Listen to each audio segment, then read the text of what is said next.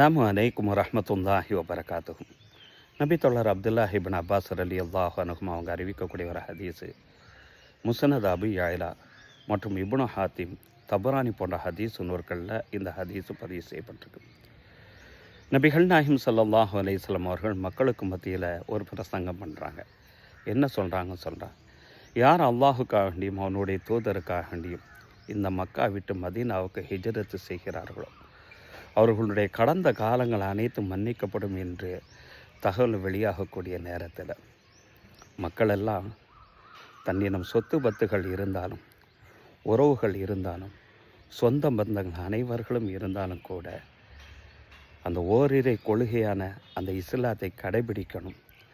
நபி ஸல்லல்லாஹு அலைஹி வஸல்லம் அவர்களுடைய சொல் செயல்கள் அனைத்தையுமே தன்னுடைய வாழ்வியல் லட்சியமாக கொண்டு வரணுங்கிற அந்த எண்ணத்தில் அனைத்தையும் விட்டு மக்காவிலிருந்து மதீனாவுக்கு செல்கிறாங்க.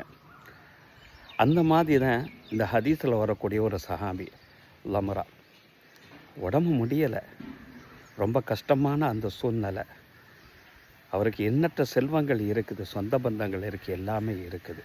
ஆனால் இஸ்லாத்தை ஏற்றுக்கொண்டுட்டார். இந்த தகவல் அந்த நபருக்கும் வருது.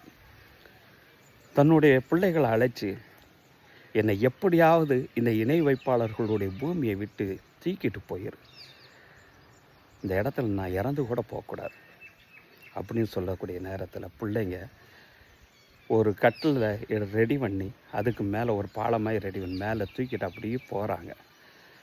மக்காவிலிருந்து மதீனாவுக்கு போகக்கூடிய அந்த வழியில் ஒரு ஹதீஸில் ஹரமனுடைய எல்லை தாண்டதுக்கு முன்பாகவே, ரசூலுல்லாவை சந்திப்பதற்கு முன்பாகவே அந்த நபர் வஃபாத்தாகி விடுகிறார்.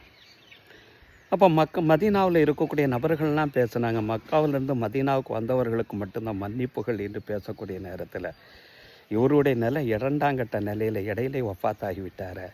இவருடைய நிலை என்ன ஆகுமோ என்று யோசிக்கக்கூடிய நேரத்தில் தான் சூரத்தின் நிசாவினுடைய 100வது வசனத்தை இறைவன் இறக்கி வைக்கிறான்.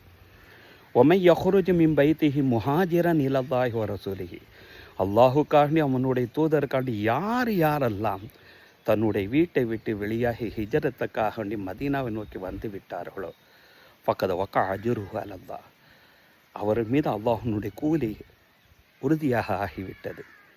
வக்கான அல்லாஹ் கஃபூர ரஹீமன், நிச்சயமாக அல்லாஹு தஆலா மன்னிப்பவன் கிருபையாளனுமாக இருக்கிறான் என்று உன்னதமான வசனத்தை அந்த மனிதனுக்கு இறக்கி அந்த மனிதன் மன்னிக்கப்பட்டவர் என்று வசனம் இறங்கியது.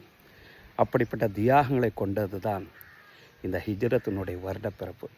எல்லா மக்களுக்கும் ஹிஜ்ரத்தினுடைய வருடப்பிறப்பு வாழ்த்துக்கள். அல்லாஹ் அருள் புரிவானாக. ஆமீன் ஆமீன் யா ரப்பல் ஆலமீன்.